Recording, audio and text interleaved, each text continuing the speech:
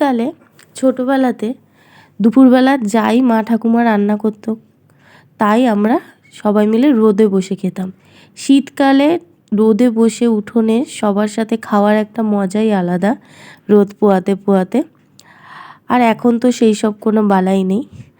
তো আজকে দুপুরে আমি করেছিলাম শীতের সব রকম সবজি দিয়ে গরম গরম খিচুড়ি, আর তার সাথে করেছিলাম নতুন আলু দিয়ে ধনেপাতা দিয়ে কষা কষা করে আলুর দম, আর তার সাথে শীতের গরম গরম বেগুন ভেজেছিলাম আর আলু ভেজেছিলাম। আর গোবিন্দভোগ চালের খিচুড়ি যেহেতু কিছু না হলেও খাওয়া হয়ে যায় সামান্য ভাজা দিয়ে গন্ধেই, কিন্তু তাও এক পিস মাছ ভেজে নিয়েছিলাম যেহেতু ফ্রিজে ছিল, আর টাটকা রুই মাছ ভাজা, তার জন্য মাছটা কিন্তু কতটা ফ্রেশ দেখেই বুঝতে পারছো।